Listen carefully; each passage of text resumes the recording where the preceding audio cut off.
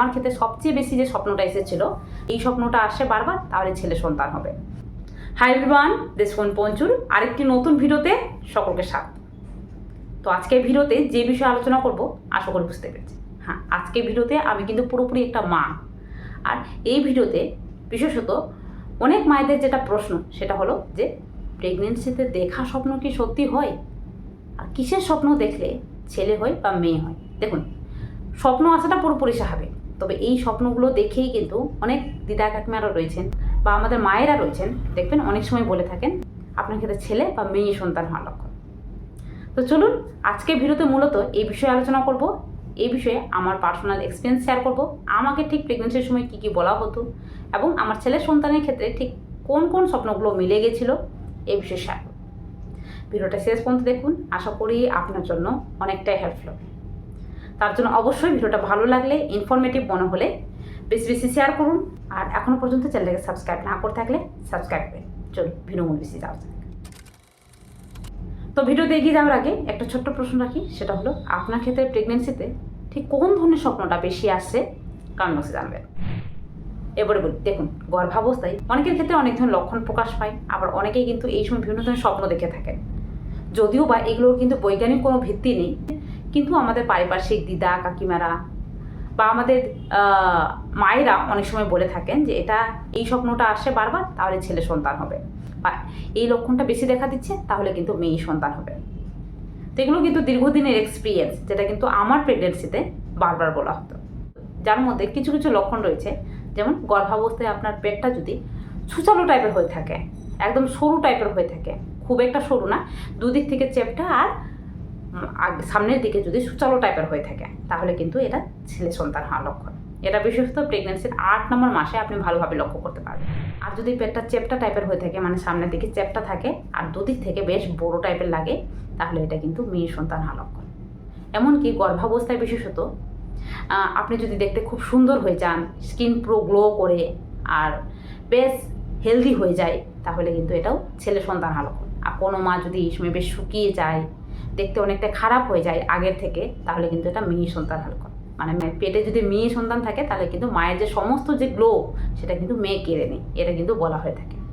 এমনকি প্রেগনেন্সিতে যদি আপনার যে বাচ্চার যে নড়াচড়া সেটা ঠিক কেমন হচ্ছে, কোন দিকে বেশি হচ্ছে, যদি এই সময় বাচ্চা ডান দিকে বেশি নড়ে, তাহলেও কিন্তু বলা হয় যে আপনার ক্ষেত্রে ছেলে সন্তান হতে পারে। আর যদি বাম দিকে বেশি নড়ে, তাহলে এটা মেয়ে সন্তান হতে পারে। দেখুন, যদিও বা প্রেগনেন্সিতে পেটের বাচ্চা সব দিকেই নড়ে, তবে কোনো একটা পাশে যদি একটু বেশি নড়ে, তাহলে কিন্তু এটা বলা হয় যে আপনার ক্ষেত্রে ছেলে হবে। যে আবার এই সময় কী খেতে বেশি ভালো লাগছে, বেশি টক ঝাল খেতে বেশ ভালো লাগছে, নাকি মিষ্টি জাতীয় খাবার খেতে বেশি ভালো লাগছে? যদি এই সময় বেশি টক ঝাল জাতীয় খাবার খেতে খুব ভালো লাগে, তাহলেও কিন্তু ছেলে সন্তান হওয়ার লক্ষণ। তাছাড়াও আরও কিছু কিছু লক্ষণ রয়েছে, যেই বিষয়ে আমার চ্যানেলে ভিডিও আছে, সেখানে গিয়ে দেখে নিতে পারেন। যে এই লক্ষণগুলো কিন্তু অনেক সময় দেখে বলা হয় যে আপনার ক্ষেত্রে ছেলে সন্তান হতে পারে, আর তার মধ্যে স্বপ্নটাও কিন্তু ধরা হয়ে থাকে। প্রেগনেন্সিতে কিছু কিছু স্বপ্ন অনেকের ক্ষেত্রে বারবার আসে। সেক্ষেত্রে এই সময় যদি আপনার ক্ষেত্রে কালো সাপের স্বপ্ন বারবার আসে, মানে এটা নিয়ে কিন্তু অনেকে গুলিয়ে যান যে কালো সাপ বলতে গেলে কেমন ধরনের সাপ। কালো সাপ বলতে গেলে আপনার ক্ষেত্রে ফোনা তোলা যদি সাপের স্বপ্ন আসে বারবার, যে আপনার চারপাশে ফোনা তোলা সাপ রয়েছে, বা চারদিকে শুধু দেখতে পাচ্ছেন যে সাপ ফোনা তোলে আছে, স্বপ্নের মধ্যে এমন যদি হয়ে থাকে, তাহলে কিন্তু এটা ইঙ্গিত করে দেয় যে আপনার ক্ষেত্রে ছেলে সন্তান হবে। আর যদি বিনা ফোনা তোলা সাপ থাকে, কালো কালারের সাপ না থাকে, তাহলে কিন্তু এটা মেয়ে সন্তান হওয়ার লক্ষণ। এমনকি প্রেগনেন্সিতে যদি আপনি নারকেলের স্বপ্ন বেশি দেখেন, নারকেল বলতে ছাড়ানো নারকেলগুলো, ডাবের কথা বলছি না, ডাবের স্বপ্ন দেখলে কিন্তু মেয়ে সন্তান হওয়ার লক্ষণ।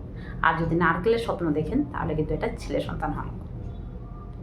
আর আরেকটা জিনিস বলি, সেটা হলো মাছের স্বপ্ন। মাছ নিয়েও অনেকে জানতে চান ঠিক কোন ধরনের মাছ, কোন মাছটা। দেখুন, বিশেষ কোনো মাছ বলতে গেলে আপনি যদি কালো কালারের মাছ, মানে শোল মাছ, এই ধরনের মাছ যদি আপনি বারবার হাতে ধরছেন, বা শোল মাছ খেতে প্রেগনেন্সি অবস্থায় খুব বেশি ভালো লাগছে, এটাও কিন্তু ইঙ্গিত করে যে আপনার ক্ষেত্রে ছেলে সন্তান হবে। আর আমেরও স্বপ্ন, আর অনেক সময় বলা হয় যে আমের স্বপ্ন যদি আপনি দেখেন, তাহলেও কিন্তু ছেলে সন্তান হতে পারে, যেটা কিন্তু আমি খুব একটা এটা মানি না, কারণ প্রেগনেন্সি অবস্থায় যেটা হয়েছিল, আমার ক্ষেত্রে সবচেয়ে বেশি যে স্বপ্নটা এসেছিলো সেটা হলো যে আমার ক্ষেত্রে সাপের স্বপ্ন এসেছিলো। একদিন এমন হয়েছে যে একদিন বলবো না, এটা কিন্তু বেশ কয়েকটা দিন হয়েছে, যার জন্য কিন্তু আমি অনেক আতঙ্কে থাকতাম। রাত্রেবেলার দিকে চোখ বন্ধ করলেই এই স্বপ্নটা বারবার আসতো, যে মনে হচ্ছে চারপাশে আমার সাপ চলে এসছে আর সাপটি সব কণা তুলে আছে। আর সাপের স্বপ্ন মানে বুঝতেই পারছেন, আমি খুব ভয় পেয়ে গেছিলাম।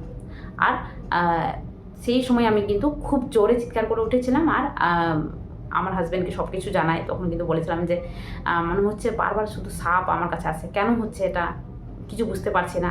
তো আমার শাশুড়ি মাকে যখন আমি জানাই, তখন কিন্তু তিনি বলেছিলেন যে এগুলো কিন্তু বলা হয় যে ছেলে সন্তান হওয়ার লক্ষণ। তবে এটা কিন্তু আমি জানতাম না, শাশুড়ি মার মুখ থেকেই আমি শুনেছিলাম। এমনকি প্রেগনেন্সিতে মাছের যে স্বপ্নটা, যেটা কিন্তু আমার ক্ষেত্রে খুব ভালোভাবে আমি লক্ষ্য করেছি, যে শোল মাছ কিন্তু আমি প্রেগনেন্সি অবস্থায় খুব খেতে ভালোবাসতাম। শোল মাছ আমার এত ভালো লাগতো যে শোল মাছ হলেই আমি খুব আনন্দ হয়ে পড়তাম। আর বড়মশাইকে বারবার কিন্তু শোল মাছ আনতে বলতাম। আর এমনকি স্বপ্নের মধ্যেও আমি বারবার শোল মাছ ধরছি, শোল মাছ নিয়ে খেলা করছি, এমনটা কিন্তু স্বপ্ন আমি বারবার দেখতাম।